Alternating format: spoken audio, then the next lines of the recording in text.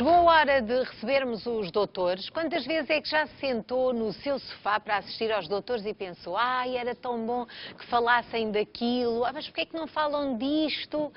Enfim, dúvidas que têm, não é? Hoje os doutores falam precisamente daquilo que pediram os nossos telespectadores. Hoje é dia de darmos atenção às dúvidas.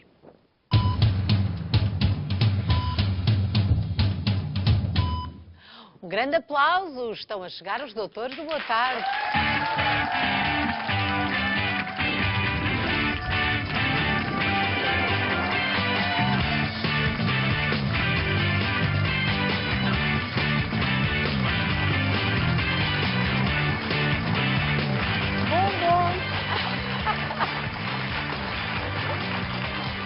Cá está mais uma vez a nossa consulta prestes a iniciar-se. O nosso painel de hoje é composto pela médica dermatologista Alexandra Osório, pelo médico de clínica geral Pedro Lopes, pelo médico dentista Pedro Ferreira Lopes e pelo médico pediatra Sérgio Pinto.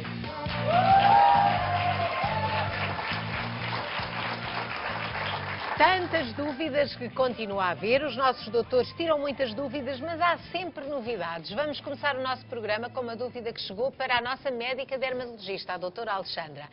Recebemos um vídeo da Julieta, que depois das férias de verão tem umas manchas na pele de que não gosta nada. Chamo-me Julieta, tenho 40 anos e tenho um problema de manchas castanhas na pele do rosto. É um problema que já se arrasta há muito tempo. Não sei se é pelo facto de ter tido 3 filhos ou pelo sol do verão. Já comprei muitos cremes, todo o tipo de cremes para estes problemas da pele, de manchas, mas não consigo resolver este problema. Gostaria que os doutores me pudessem dar alguns conselhos. Obrigada. Doutora Alexandra, pode dar conselhos à Julieta? Claro. Julieta, o que tem realmente é uma situação desfigurante e mutilante que ocorre em muitas mulheres. Chama-se melasma ou pano, que acontece, causa número 1, porque é uma hiperpigmentação localizada, que pode aparecer em qualquer zona do corpo, mas sobretudo na cara. É devido a, muitas vezes, a causa número 1 é as alterações hormonais que uma mulher tem ao longo da vida e, sobretudo, a causa número 1 é a introdução da pílula como método anticoncepcional. E, portanto, isto dá algumas alterações e a pele fica, digamos que as célulazinhas que produzem a melanina, o pigmento natural da pele, ficam muito sensíveis à luz, nem é preciso muito sol. E eles produzem melanina em excesso de uma forma desorganizada.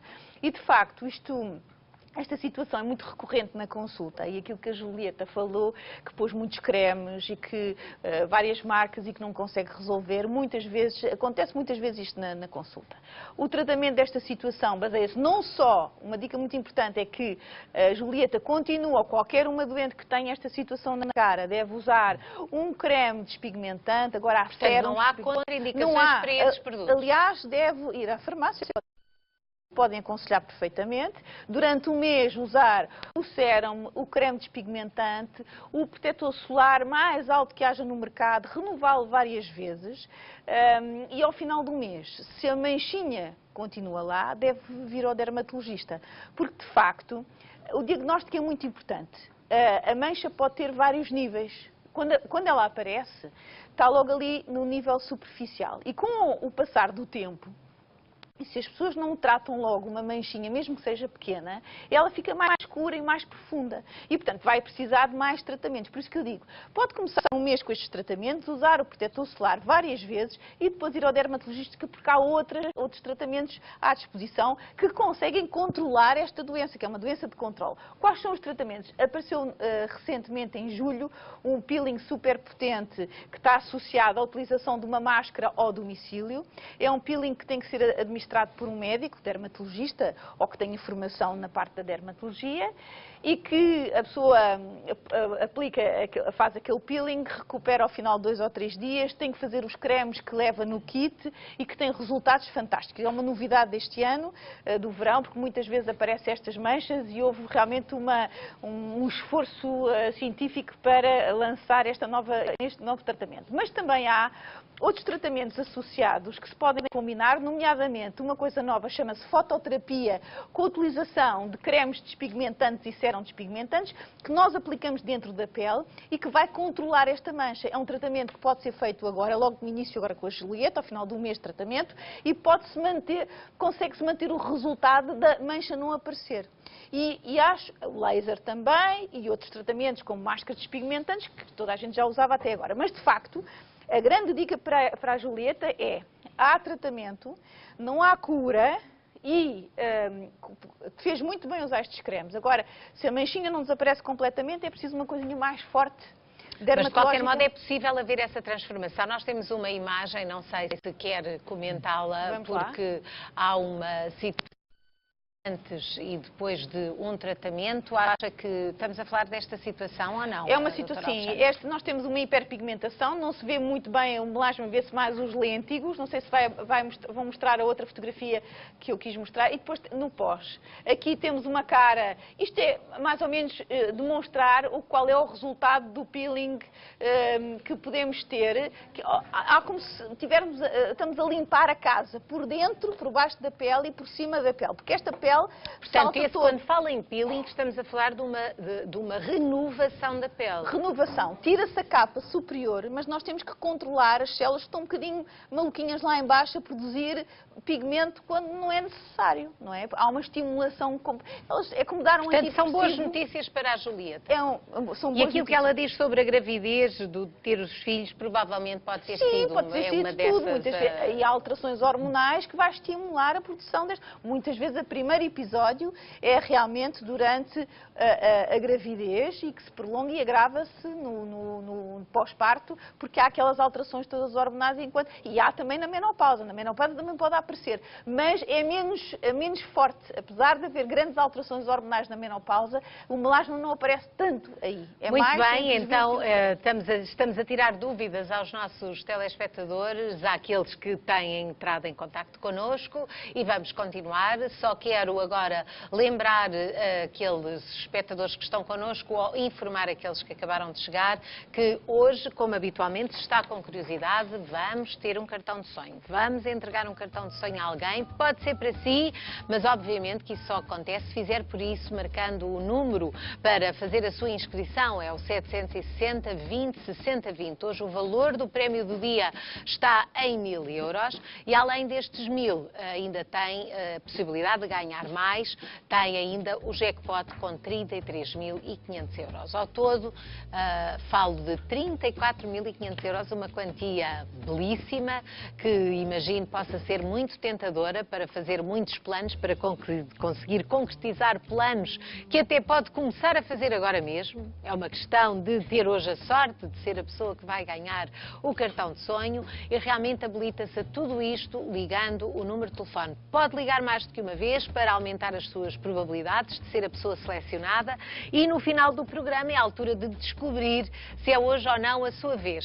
Se ouvir o telefone tocar, atender e for eu ao telefone, então já sabe que isto hoje é consigo.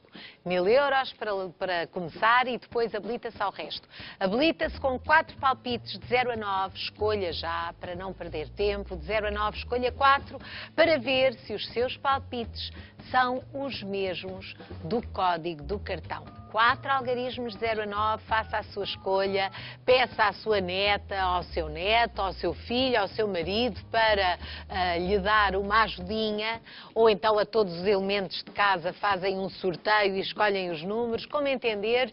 Há muitas situações, é como quiser, é da sua preferência que nós estamos a falar. De resto, só no final do programa é que vamos descobrir se é hoje o seu dia. De qualquer modo, se inscrever, pode acontecer.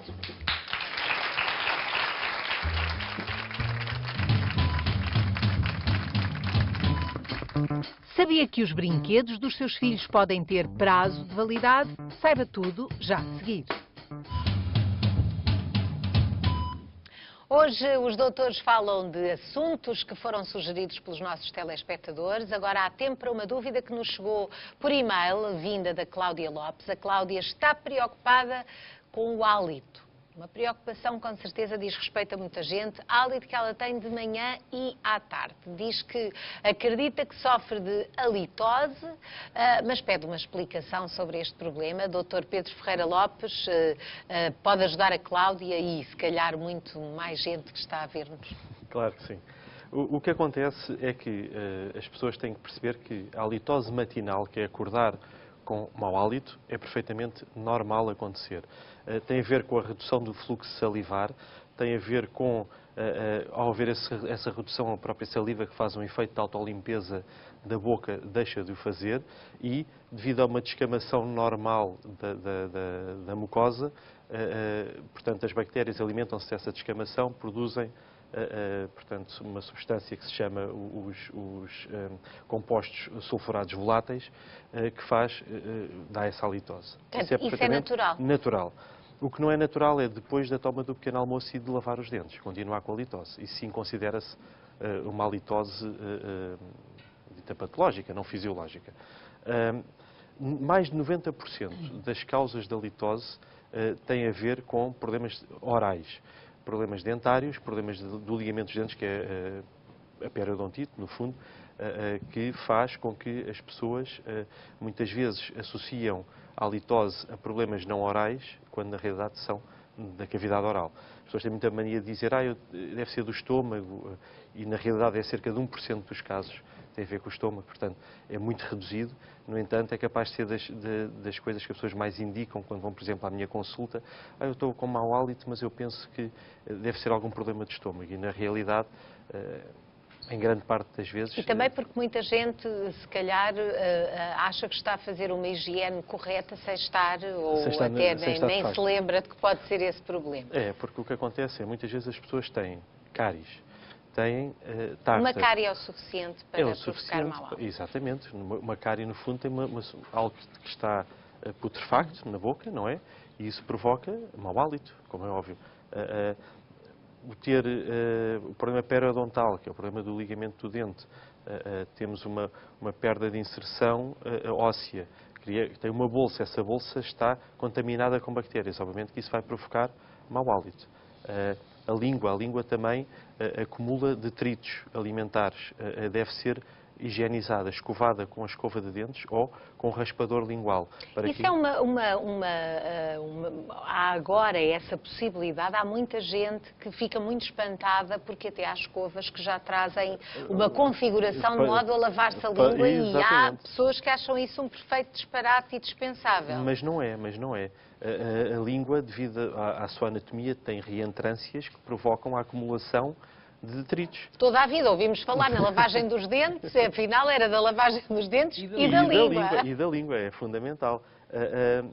Claro que existem problemas sistémicos associados à halitose e que, por uma questão de exclusão de partes, quando na cavidade oral não existem fatores, indicadores que possam estar a provocar essa halitose, deveremos averiguar todos os fatores sistémicos. Podem passar por diabetes, passar por nefrites. Claro que isso são coisas mais específicas e menos vulgares. A toma de medicamentos também pode... Também, por exemplo, a toma de medicamentos, os tais calmantes, as benzodiazepinas, provocam uma redução do fluxo salivar e, por sua vez, um aumento... É quase o mesmo fenómeno do que acontece durante a noite, não é? Menos produção de saliva, que também pode provocar a halitose. Uma coisa que também acontece muitas vezes é as próteses mal adaptadas, restaurações dentárias infiltradas ou mal adaptadas. Obviamente que isso também pode provocar halitose. Daí ser muito importante a pessoa fazer uma consulta de 6 em 6 meses ao dentista, não só para fazer limpeza, caso seja necessário, como para avaliar a cavidade oral e verificar se tem algum tipo de problema. Deixa-me só puxar a brasa à minha sardinha. A desidratação é uma das causas mais frequentes da litose e muitas vezes as pessoas queixam-se de que têm mau hálito E depois não e não bebem bebem líquidos. água suficiente. Sim, E, portanto, isto tem impacto não só na produção de saliva, no pH da boca e na quantidade e na qualidade das bactérias que estão na nossa boca e, obviamente, que depois todos estes compostos que provocam o mau hálito vão aumentar em concentração e vão desencadear processos E de até é litose. possível encontrar quem diga, ai, sinto-me com a boca seca, mas depois não exatamente. bebem Não água. bebem água. Também. Mas também muitas vezes tem a ver com as tais medicações que tomam, as tais...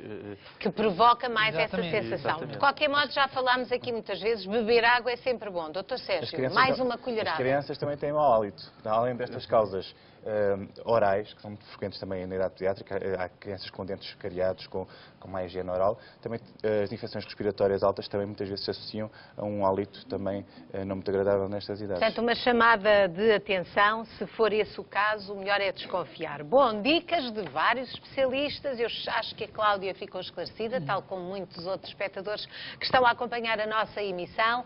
E todas as semanas recebemos perguntas para os doutores do Boa Tarde. A Ana Almeida, penso que está agora ao telefone, a partir de Coimbra, com uma dúvida. Doutor Sérgio, esta é para si. E é uma dúvida que, à partida, até pode haver pessoas que acham que não tem nada a ver com as suas consultas, mas provavelmente estão enganados. Ana, boa tarde, diga. Boa tarde. Doutor, eu ando com uma dúvida há algum tempo. Eu tenho 3 filhos e portanto, tenho esta dúvida. Eles gostam de brinquedos, não é? Toda a gente, eles, como são crianças, gostam de brinquedos. Mas já por várias vezes me contaram de que os brinquedos têm prazo de validade, só que eu não vejo essa referência em lado nenhum. Há, de facto, durabilidade dos materiais, dos brinquedos? Onde é que eu encontro isso? Informações sobre isso? Que isso, de facto, deixa-me preocupada. É a saúde dos meus filhos que está em causa. Ana, obrigada. Doutor Sérgio. Claro que existem prazos de validade também para os brinquedos. Quando compramos, alguns já vêm com essa informação incluída. Portanto, os brinquedos têm determinados materiais, os materiais têm a durabilidade e muitas vezes há essa referência. Muitas vezes nós não lemos os manuais que vêm com os brinquedos. Ou o brinquedo não tem essa indicação. Mas é importante esta questão. Claro que, para além da durabilidade que um brinquedo pode ter pelos materiais que o constituem, também o uso que vamos dar ao brinquedo e a higiene que damos ao brinquedo também vai ter implicações. Eu acho que aqui é preciso ter bom senso. Estamos numa altura também de contenção, com 3 filhos, ter uns brinquedos que passam de uns para os outros, não vejo grande problema nisso. Claro que tem que se certificar que estão em condições de higiene e que, em termos físicos, não há deterioração do material. Claro que se tiver o manual inicial do brinquedo e se tiver lá descrito a durabilidade do brinquedo, claro que tem que ter isso em atenção. Mas isto é uma preocupação cada vez que vamos assistir nos próximos anos. De facto, quando comprarmos, o fabricante vai ter a obrigação de ter isto escrito no manual. Além disto, acho que é importante perceber, quando compramos brinquedos, eu estou a puxar a brasa à minha sardinha, temos de ter alguns critérios para quando compramos os brinquedos. Portanto, nas suas consultas fala-se de brinquedos também, não se fala só de infecções respiratórias e febres. Os brinquedos devem ser adequados à idade da criança. E começamos, por exemplo, com a dimensão. Claro que brinquedos com peças muito pequenas não estão indicados para crianças pequenas, porque vão pegar no objeto e vão colocar na boca e podem pôr em risco, aos irmãos mais pequenos e aos podem irmãos pôr mais em risco a sua vida, portanto, com uma asfixia. Claro que também brinquedos que possam causar asfixia, como um balão ou como brinquedos com cordas, também temos de ter muita atenção a que idades é que vamos dar, porque isto, de facto, pode pôr em risco o sufocamento, a asfixia da criança. Essa corda é pequenina, mas sendo maior é um perigo. Também temos aqui o exemplo de um objeto potencialmente contundente ou cortante, portanto, isto pode ser traumático na cabeça de uma criança, pode ser traumático, ou mesmo esta superfície mais cortante pode causar graves danos. Claro que também, se o material é potencialmente tóxico ou facilmente combustível, portanto, também pode pôr em risco de intoxicação ou de queimadura da criança, e se houver algum dispositivo elétrico, claro que também colocamos a criança, estes casos são com baterias, mas também podem ser brinquedos de ligar à corrente, colocamos a criança em risco. Portanto, temos de ter atenção quando compramos os brinquedos relativamente também a estes aspectos. Porque nós já tivemos a oportunidade de falar aqui das etiquetas que vêm com o certificado europeu, não é? Dos brinquedos.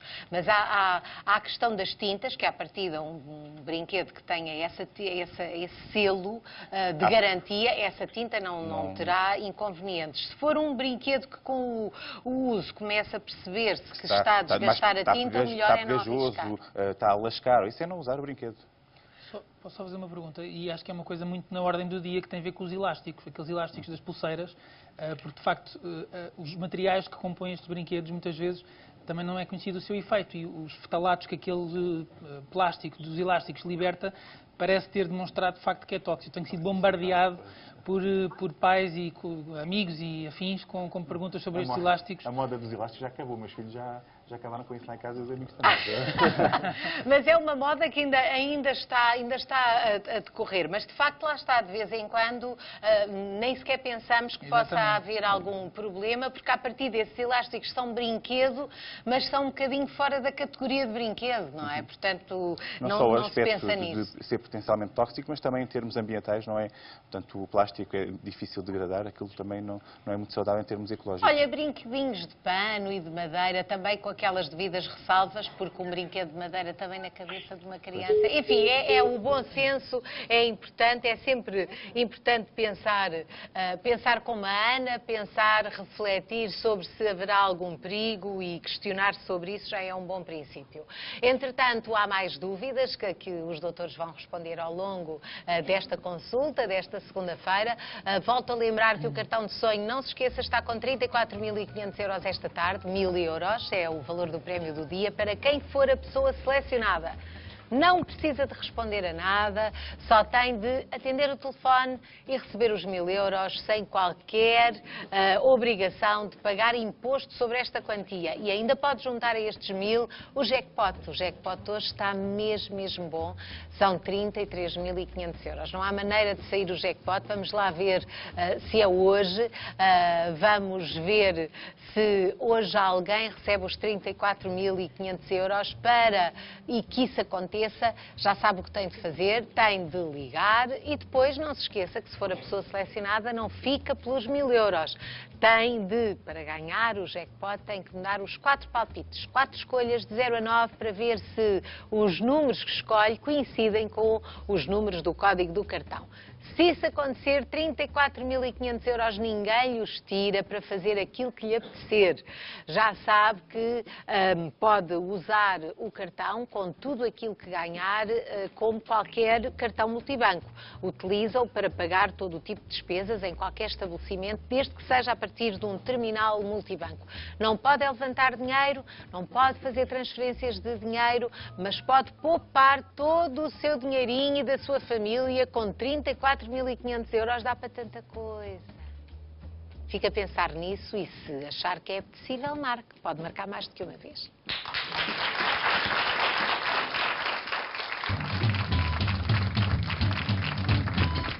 Sabe que cuidados deve ter quando vai visitar um amigo ou um familiar ao hospital? Saiba o que deve e o que não deve fazer já a seguir. A página do Facebook do Boa Tarde, já falei dela hoje, é um bom sítio para deixar as suas dúvidas e as suas sugestões para os nossos médicos especialistas. Foi exatamente isso que a Berta Perestrelo decidiu fazer. Ela deixou-nos uma mensagem e desta vez para o Dr. Sérgio. Dr. Sérgio, mais uma vez é para si.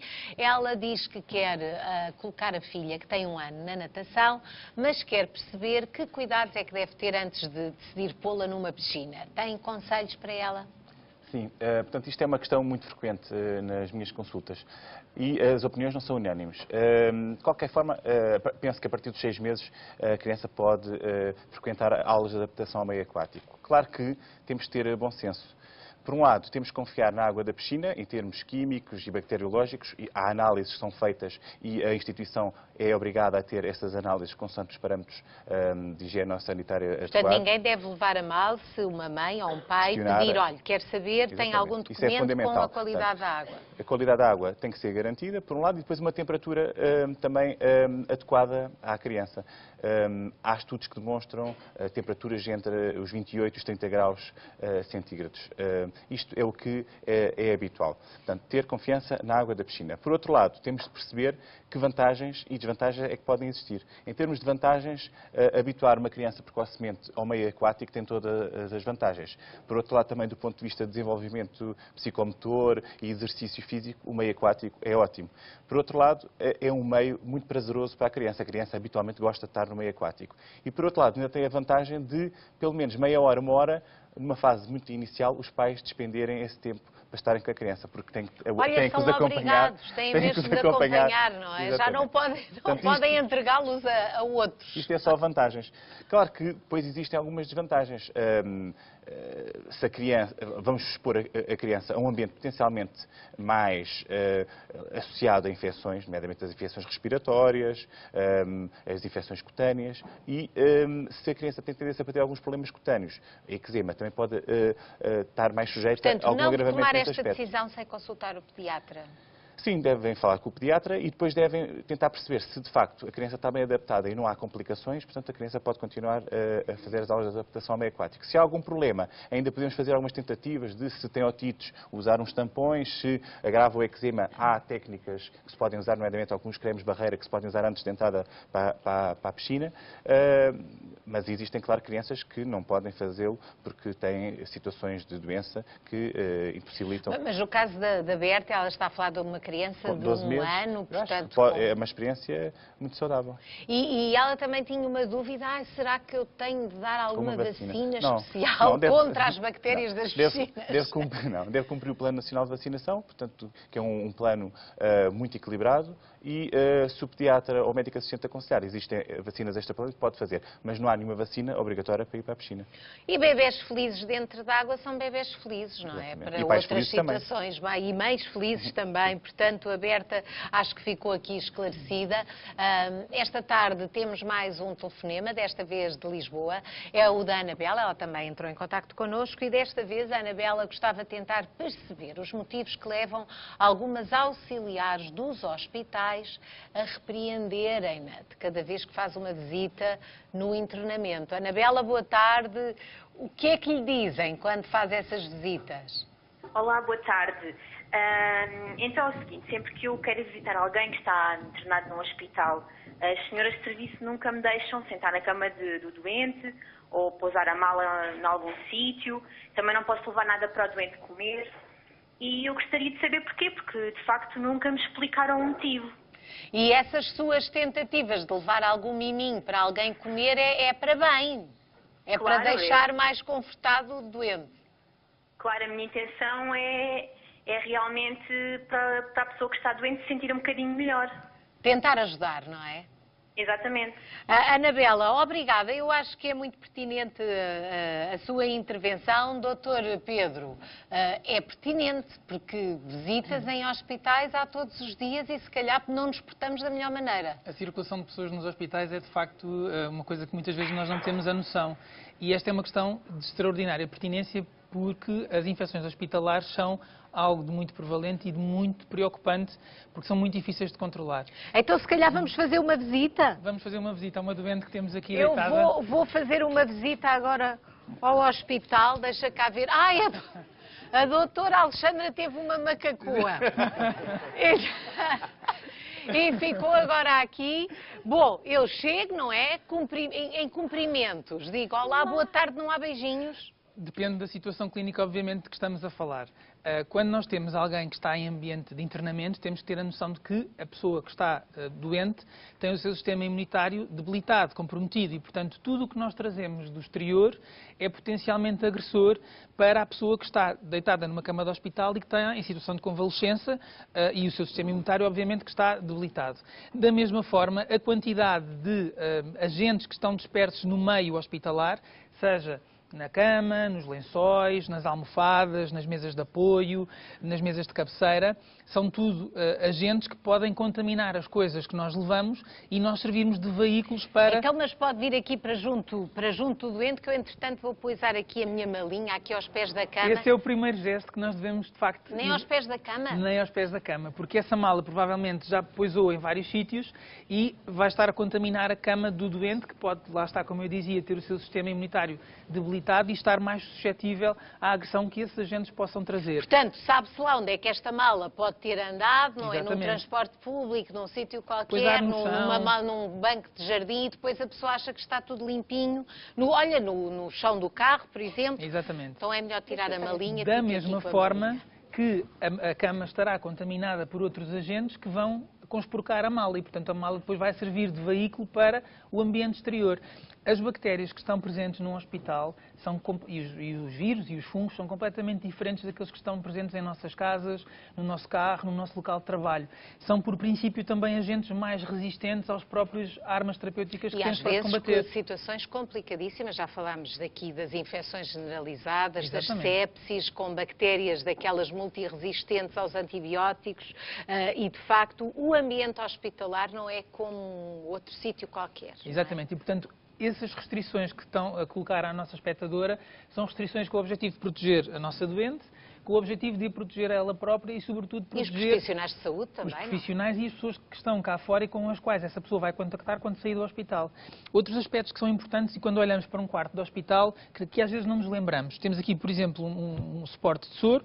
Um soro que esteja introduzido numa veia de um doente é uma porta de entrada diretamente para o organismo daquela pessoa que está debilitada. Portanto, quando nós conspurcamos aquilo que está à sua volta, tocando nos lençóis, tocando na cama, tocando nas mesas... Até os curiosos que vão mexer, que vão ver o que é que tem e ler o que é que está ali. As pessoas têm um bocadinho essa tendência de abusar, de ver com os dedos. Exatamente. E, portanto, temos sempre a tendência de tocar e isso pode contaminar tudo aquilo que está presente. E, portanto, o ideal é, quando se entra num quarto de um doente ou numa enfermaria, a primeira medida é, se possível, usar aqueles sapatos de proteção para os sapatos que vêm da rua, desinfetar as mãos e depois, então, estar dentro daquilo que é razoável em contacto com o doente. Outro aspecto que é muito importante tem que ver com aquilo que trazemos do exterior. Muitas vezes são miminhos, obviamente que sim.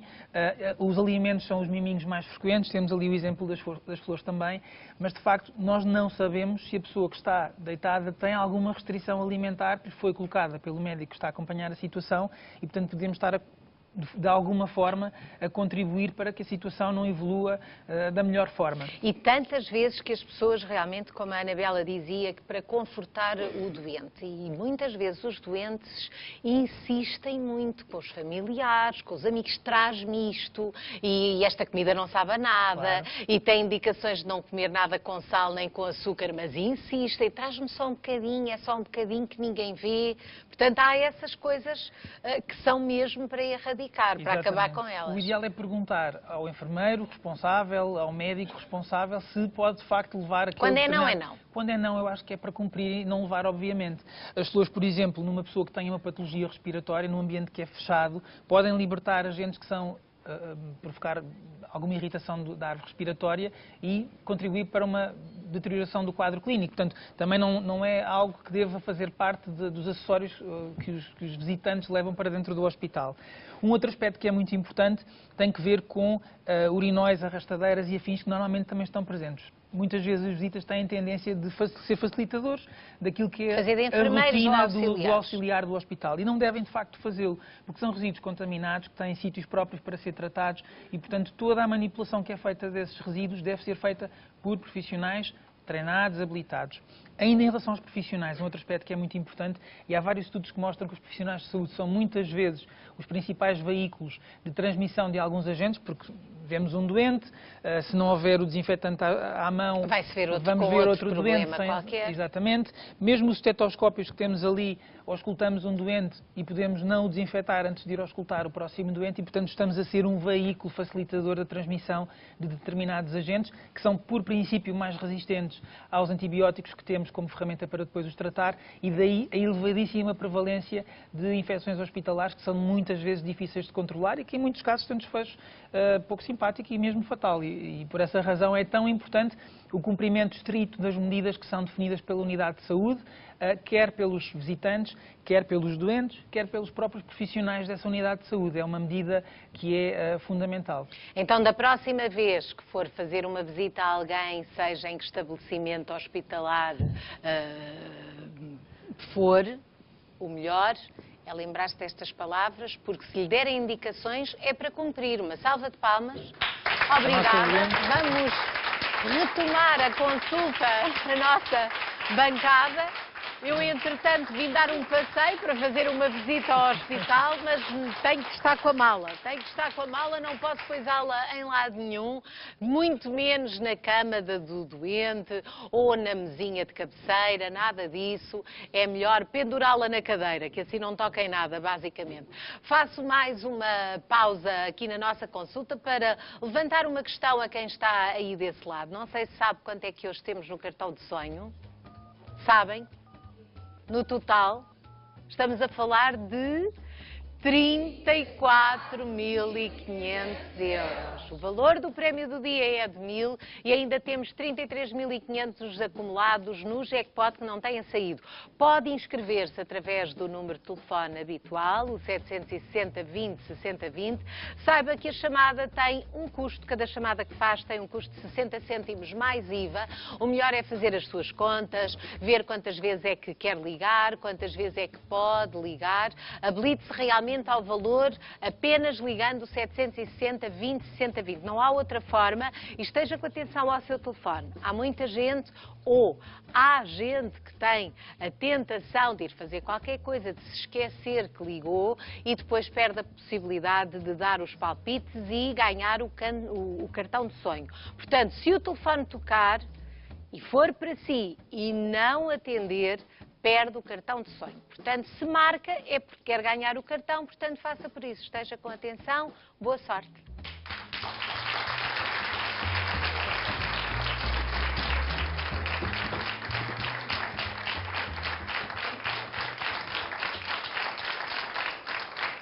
Hoje tiramos dúvidas aos espectadores, dúvidas colocadas por eles. Temos tempo, acho que, doutora Alexandra, para mais uma questão. Desta vez chegou à caixa de e-mails dos doutores do Boa Tarde. A Joana Lopes, ela queixa-se de uma comichão, de um prurido vermelho sobre a pele. E diz que às vezes até chegam a desenvolver-se fissuras e disseram-lhe que poderia ser eczema atópico da vulva. Ela tem algum pudor em falar disto, mas também tem um incómodo, por isso é que trouxe aqui esta questão. O que é que a Joana pode fazer? Bom, nós temos que pensar em vários tipos de doenças. Realmente o eczema atópico da vulva é uma coisa raríssima, é mais frequente quando uma pessoa tem uma doença atópica, portanto o eczema atópico generalizado também aparece na vulva, mas muitas vezes as pessoas confundem o eczema atópico com dermite de contacto, que acontece naquela zona, que pode ser, digamos, uma alergia localizada, que dá esse eritema, aquela comichão, se a situação for recorrente e não for tratada, pode aparecer a fissura, que no fundo a pele vai quebrar naquela zona e faz ali uma ferida aberta, não é? E, portanto, pode ser alergia ao penso higiênico, a um gel, há muitas mulheres que se lavam muitas vezes e a pele fica muito ressequida, pode ser às fibras sintéticas da roupa íntima. Portanto, isto é um diagnóstico. Depois temos que fazer o diagnóstico diferencial, porque é tudo muito parecido com a doença chamada psoríase. A psoríase é uma doença que afeta a pele e também as mucosas, sobretudo na parte genital, em que as características da doença, enquanto que na pele são eritematoidescamativas, é encarnado com muita descamação, fica assim uma placa grossa, na zona da vulva e perianal e entre os glúteos fica uma mancha cor-de-rosa, que pode dar muito prurido, sem nenhuma descamação e que aparece muitas vezes a fissura. E pode haver essa psoríase na zona genital sem estar manifestada noutra zona do corpo? Exatamente, só ali, como também há no couro cabeludo e não há nas outras zonas, não é? Pode ser só aquela manifestação, não quer dizer que depois não se espalhe para outras zonas. A característica é diferente e pode ser só naquela zona vulvar. O terceiro diagnóstico, o quarto diagnóstico muito importante, que nós não podemos nunca esquecer, é uma doença chamada líquen esclerotrófico. O líquen esclerotrófico é uma doença inflamatória, autoimune, de causa desconhecida, que aparece na pele também e nas zonas genitais, com estas características iguais, portanto, cor-de-rosa, prurido, pele sem descamação, com fissuras, que o grande problema destas situações é que é uma situação inflamatória, que, portanto, evolui por surtos, portanto, cicatriza e inflama, e o que é que acontece? Pode haver destruição dos grandes lábios e dos pequenos lábios, porque a pele começa a cicatrizar e ficar muito dura, muito endurecida, perde completamente a elasticidade e há uma destruição daquela zona genital. Portanto, pode ser uma dessas hipóteses, é possível haver tratamento em qualquer uma delas? Sim, nas 3 primeiras usa-se cremes e autolimitado e consegue-se controlar, mesmo da psoríase consegue-se perfeitamente controlar. Mesmo que vá e venha as manifestações? Sim, os estudos são mais curtos. Agora, o líquen esclerotrófico, o diagnóstico tem que ser feito precocemente para não haver estas destruições, que são mutilantes muitas vezes, e a pessoa tem que ser muito perseverante no tratamento. Tem que esperar que faça efeito, porque não é num mês. É preciso vários meses a fazer tratamento com cremes localizados só.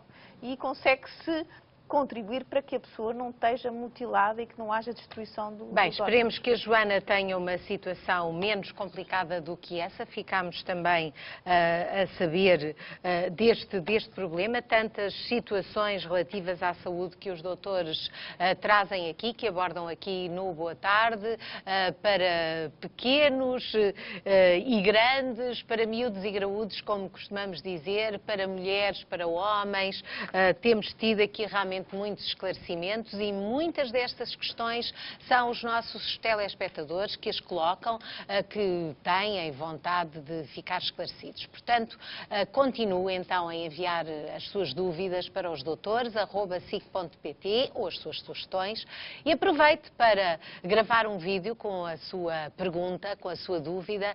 É sempre bem-vindo qualquer vídeo que os nossos telespectadores enviem. Na próxima semana cá estarão de novo os doutores, hoje com a doutora Alexandra Osório, com o doutor Pedro Lopes, com o doutor Pedro Ferreira Lopes e com o doutor Sérgio Pinto. Portanto, chegámos ao final.